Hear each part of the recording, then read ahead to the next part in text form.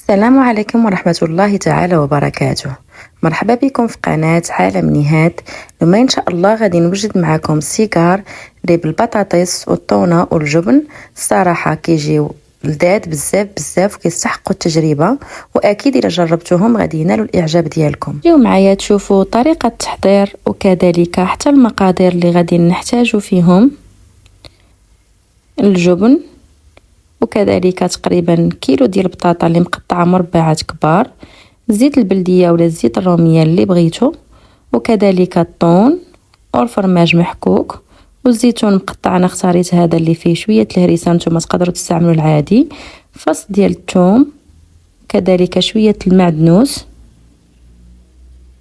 الزعتر او زعيتره اللي متوفر عندكم، بصله كبيره مقطعه على هذا الشكل، وكذلك الزبده. وبالنسبه للتوابل انا استعملت غير الملح والفلفل الاسود، وهذه هي المكونات اللي غادي نحتاجو. اول خطوه غادي نبدا بها هي البطاطا، غادي نزيد عليها الماء، وكذلك نضيف عليها حتى شويه الملح وهذاك الفص ديال الثوم، نسيت راه ما صورتوش معكم هنايا، ونزيد معلقه ديال الزبده اللي غتعطيها واحد المذاق اللي زوين من بعد ما كطيب لينا. وغادي ناخذ كذلك مقله نديرو فيها شويه الزيت، كيف ما قلت لكم الزيت النباتيه ولا البلديه اللي بغيتو، ونضيف عليها البصله. انا هنا ما كنبغيش نستعمل البصله عاديه طريه، كتبقى تعطي واحد المذاق اللي مجهد بزاف، كنفضل انني نصوطيها شويه وعاد نستعملها. منها ما كتجيش مجهده بزاف، منها كتعطي واحد المذاق اللي لذيذ. كنخليوها حتى طيح لينا مزيان، كتولي على هذا الشكل تقريبا، كتبدا تعطي واحد اللون اللي مذهب شويه، ومن بعد كنحطها في واحد الطبسيل ونخليها حتى هي حتى تبرد. من بعد ما طابت البطاطا كنصفيها مزيان وكنمعكها اولا كنضغط عليها بهذا الشكل. تقدروا تستعملوا حتى الفرشيط حتى هي كتعطي نتيجه زوينه، المهم ما طحنوهاش. وكنبدا نضيف المكونات اللي عندي. ضفت البصل،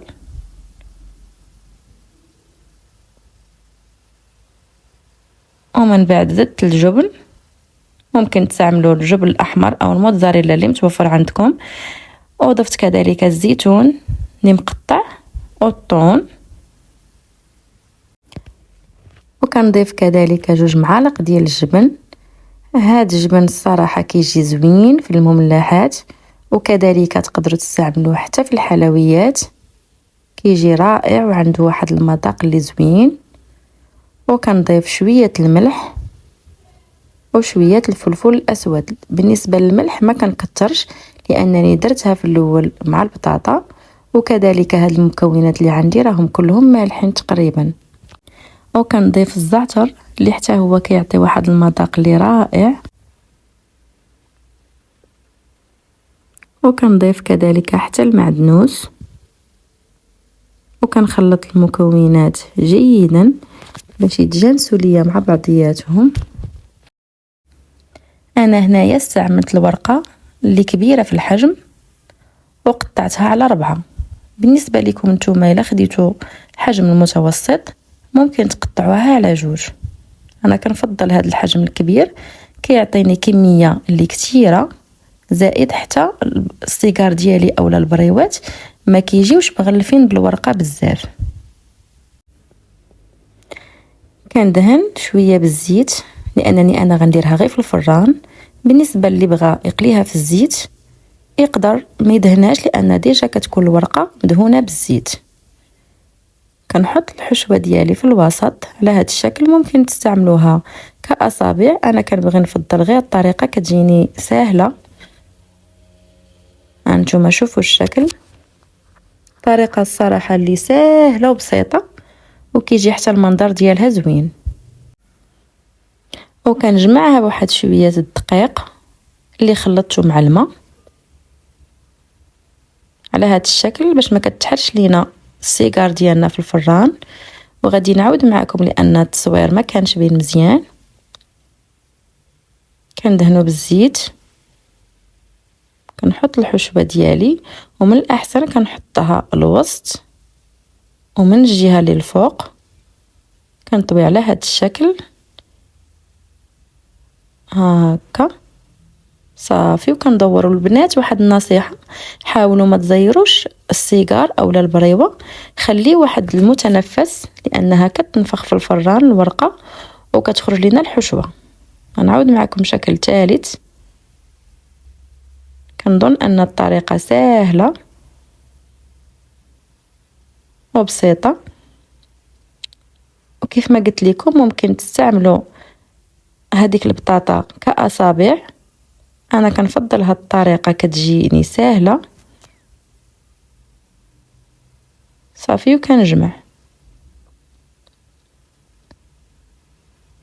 طريقه اللي سهله وبسيطه وما كتاخذش لينا وقت بزاف، كتعطينا على هاد الشكل. كنستمر بحال هكا حتى كنكمل الحشوه والورقه اللي عندي. وفي هاد الاثناء كنكون دايره الفران يسخن على نار متوسطه باش حتى الورقه ديالنا طيب وتجينا مقرمشه ومحمره، ماشي غير تحمر لينا وتبقى لينا من الوسط ما طيباش مزيان. قبل ما ندخلها الفران طيب درت شويه الزيت اللي ضفت عليه صوص صوجا اللي كيعطينا واحد المذاق وحتى واحد اللون اللي زوين. كندهن الكل ومن بعد كنديرها في الفران. انا هنايا استعملت الفرن الكهربائي، ممكن تستعملوا حتى الفرن الغازي، غير هو تكون النار مهيله باش يدخلها الطياب مزيان وما تجيناش هذيك الورقه معجنه من الوسط. وهذا هو الشكل النهائي. صراحه كتجي لذيذه وبنينه، وإلا جربتوها ما غاديش تندموا عليها. ونتمنى تعجبكم الوصفه ديالي، والى فيديو قادم ان شاء الله.